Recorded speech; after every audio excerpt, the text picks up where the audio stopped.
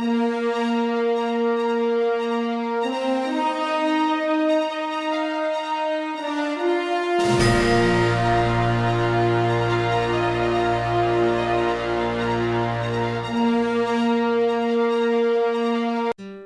sekali lagi selamat datang kembali di channel saya ini. Kali ini saya akan membuat satu video di mana kita akan mulai start bisnis, start bergeser dari work from home menjadi back to office. Ya, apa sih yang akan kita lakukan begitu kita mulai? Seperti satu kendaraan waktu mau bergerak, kadang-kadang mau bergerak itu sulit. Nggak secepat atau selancar yang diharapkan. Padahal perubahan sekarang rada beda. Bedanya kenapa? Karena situasi berhenti kemarin ternyata yang memberhentikan hampir seluruh elemen bisnis. Untuk memulai kembali elemen bisnis butuh perubahan yang cukup, apalagi beberapa industri membutuhkan perubahan yang cukup ekstrim. Kita akan mulai perubahan itu dengan kalau kita memulai satu activity baru atau kita memulai penjalan satu alat, sebenarnya kita kudu mulai namanya riset. Ya, kita riset dulu, start dari awal, lalu kita fokus ulang, baru play, kita jalan. Ya, kita akan mulai apa sih yang perlu diriset? Yang pertama kita mungkin perlu refine target. Bisa jadi target yang sekarang kita lihat atau yang sekarang kita kejar berbeda dengan target yang sebelumnya kita kejar. Kita ketemu target baru, ketemu market baru, ketemu cara-cara menjual yang beda sama sekali dengan apa yang kita pernah lakukan. Misalnya, apakah pembeli produk kita masih sama? Jangan-jangan pembeli produk kita udah masuk ke generasi-generasi yang berubah. Karena mulailah terjadi perubahan kebiasaan, perubahan behavior dari customer kita. Contoh paling simpel adalah kita mungkin kudu aware sekarang kita menghadapi yang namanya digital generation. Orang boleh sama, tapi cara kerja orang, cara berpikir orang, cara orang berbelanja, cara orang bertransaksi tadinya manual, sekarang mulai digital. Itu orangnya masih sama. Mungkin aja ketemu orang yang lumayan berbeda lagi. Karena dengan semakin digital, market makin luas. Pembeli bisa dari mana saja. Hari ini kita bisa beli barang dari banyak negara dengan mudah sampai ke Indonesia, demikian pun sebaliknya. Dari Indonesia bisa dijual barang ke negara manapun dengan mudah dan cepat. Satu, kita mulai refine target. Marketnya seperti apa, siapa yang kita tuju. Yang berikutnya kita perlu merestructure. Kalau caranya berbeda, marketnya berbeda, cara lama udah nggak bisa. Ya. Artinya kita kudu merestructure, merubah, memperbaiki, membuat lebih efektif. Itu arti kata restructure. Supaya kita bisa sesuai dengan target yang baru. Target yang baru tentunya memerlukan produk yang baru, memerlukan delivery channel yang baru. Kalau dulu kita jual masih lewat toko, kita masih lewat agent dan distributor, video saya sebelum ini pernah mengatakan bahwa hati-hati. Pabrikan bisa langsung turun tanpa melalui distributor langsung ke agen, tanpa distributor langsung ke retailer, atau lebih ekstrim lagi pabrik turun langsung ke end user. Itu namanya factory direct. Apakah usaha kita perlu bergeser ke sana? Mungkin ya. Kenapa alasannya? Tadi pembeli kita di digital, berarti kita direct sell to digital. Untuk pembeli digital itu tujuannya apa? Efisien dan murah. Anda nggak mungkin membebaskan ongkos kirim atau biaya packing dan lain-lain kalau masih pakai jalur yang sama. Lewat distributor Anda kasih diskon 5%, 10%. Lewat agent lagi tambah 5%, 10%. Tambah retailer mungkin nambah 10%. Produk Anda sudah lebih mahal 20-25%. Mungkin lebih. Tapi pada waktu Anda langsung dari factory ke end user, angka 20-25% tadi Anda kasih sebagai diskon, kasih sebagai promo, kasih sebagai free ongkos kirim dan packaging dan lain-lain. Barang Anda menjadi lebih murah. Itulah perubahan delivery channel. Yang berikutnya, kita kudu lihat juga proses kita memproduksi. Masih benar atau enggak kita memproduksi cara yang lama? Apakah cara yang lama kita masih cukup efisien, cukup produktif untuk menjual barang yang sama mungkin atau mirip-mirip dengan sebelumnya, tapi dengan tujuan market berbeda, dengan sistem kompetisi yang berbeda, apakah masih sama? Bisa jadi sebagian apa yang kita dulu produksi, mungkin ada baiknya kita berkolaborasi dengan orang lain. Kita kerjasama. Tujuannya apa?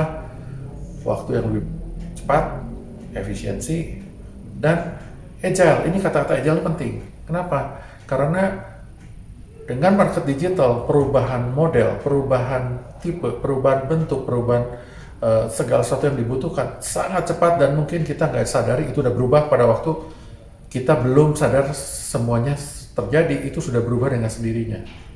Jadi mulailah berpikir, benar nggak kita kerjain sendiri? Mungkin kita perlu collaborate dengan orang lain, perlu outsource dengan pihak lain. Itu proses.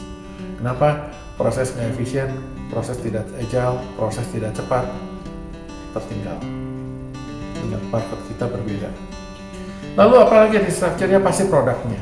Ya. Produknya, baik produk secara real produknya atau produk sebagai turunan dari satu bentuk produk yang bisa jadi packagingnya, bisa jadi penampilannya, bisa jadi bagaimana kita menjual, apakah satuan, 10-an, 5 unit sekali jual, itu menentukan sekali.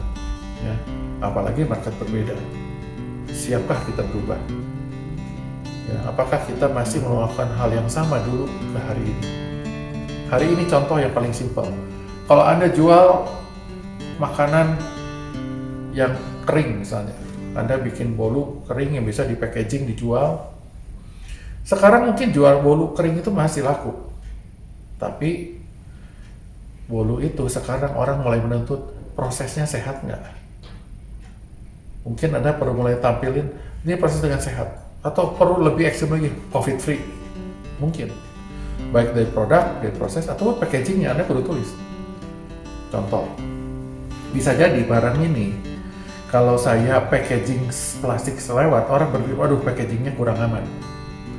Saya beli ini udah takut nih, dipegang-pegang banyak orang. Mungkin akibatnya barangnya kudu packaging 2 kali. Dan packaging yang luar gampang dibuka, supaya kita bilang packaging yang dalam sudah steril, sudah hygienic. Nah, itu yang mungkin sekarang jadi berubah. Barangnya masih sama. Tapi dari packaging, dari cara menampilkan, cara menjual berbeda. Yang pasti satu lagi, manajemen pasti berubah. Kalau tadi kita proses aja, kudu berkolaborasi dengan pihak lain, mungkin menjual juga kita mulai pakai cara lain, model one man show sudah hilang. Gak musim lagi kerja sendirian. Lantas, kita kerjanya gimana? Berarti kita kudu kerja bersama dengan yang lain. Di belakang nanti saya akan jelasin. Lalu tentunya kalau kita punya produksi dan proses yang baru, apalagi setelah perusahaan kita tutup atau berhenti sekian bulan, untuk merestart butuh modal. Untuk merestart butuh dana yang cukup untuk menggerakkan semuanya lagi. Restructure your finance. Restructure ini tidak serta-merta harus nasabah yang punya kesulitan cash flow minta ke bank restructure, tidak itu. Restructure dari seluruh bisnis, termasuk di situasi seperti ini, sometimes kita perlu keluarin modal sendiri. Kita perlu injek modal, kita perlu ajak partner bisnis untuk stay survive. Situasi yang sulit, belum tentu Anda bisa dapat modal dengan mudah dari bank. Ya, situasi itu kita kudu antisipasi, artinya kita kudu menjaga self financing kita dan bank financing kita kudu siap. Market berubah, situasi berubah, keuangan dibutuhkan berubah. Lalu yang paling penting adalah mental. Kita boleh aja nyebutin, oh usaha saya ini udah jalan 20 tahun, udah jalan 15 tahun sukses. Itu dalam situasi yang dulu, apakah situasi sukses dulu diinterpretasikan sekarang, diterapkan sekarang, masih sukses seperti 15 tahun lalu? Belum tentu. Kalau begitu, mental seorang businessman, mental seorang pengusaha perlu berubah. Siap nggak berubah? Kompetisinya ingat tadi, kita bisa jual produk kemana aja, tapi produk dari mana aja bisa siap menyerang ke market kita secara cepat. Butuh mentally ready sebagai pengusaha. karena kita akan menghadapi lawan yang berbeda. Lalu untuk setelah kita mulai refocus, kita sudah mulai nge-set target baru, kita sudah restructure, dan tentunya tetap kudu di-refine. Kenapa? Pabrik baru jalan nggak bisa tiba-tiba langsung jalan, langsung rapi, langsung bagus. Perlu di-refine, retuning supaya pas jalannya, supaya efisien jalannya, hasilnya sesuai yang kita mau. Itu membutuhkan kolaborasi. Tadi saya udah ingetin ya, yang saya bilang tadi di belakang saya mau jelasin lagi, one man show udah gak laku. Kalau Anda mau fine tune situasi yang market seperti sekarang, nggak bisa kerja sendirian, Anda perlu berpartner dengan banyak pihak. Paling tidak, kalau Anda mau mencoba factory direct, mulainya dari mana? Bisa sendirian? Gak gampang. Kita perlu bekerja sama. Apakah dengan perusahaan logistiknya, packaging sistemnya, bagaimana kita masuk penetrasi ke pasar, nggak mungkin sendiri. Apalagi dulu kita nggak pernah coba cara ini. Ya. Lalu kita juga harus mulai masuk kerjasama yang bagaimana kita bisa berkolaborasi, berinteraksi dengan yang lain, dan mulai membuka market baru. Startlah dengan networking. Dan networking yang kita butuhkan adalah digital networking. Networking seperti dulu dengan cara manual nggak mesti kelamaan. Karena itu perusahaan-perusahaan akan mulai melakukan start penjual, start memasarkan produk lewat jalur digital. Itulah market yang akan datang. Kalau kita berhasil melakukan itu, kita mulai masuk ke market yang baru dengan cara proses yang baru, dengan restructure semua proses kita dengan siap, lalu kita refine proses kita akan siap restart. Let's restart, jangan takut untuk restart. Semua orang akan restart, siapa yang lebih siap, dia akan maju duluan. Sekian video singkat dari saya, semoga ini membantu kita bersemangat kembali untuk mulai maju dan kita akan siap berkompetisi lagi. Sukses buat kita, dan jangan lupa Anda bisa subscribe di channel saya, Smart Listiono. Anda bisa ikuti dan video-video berikutnya akan mengikuti. Salam.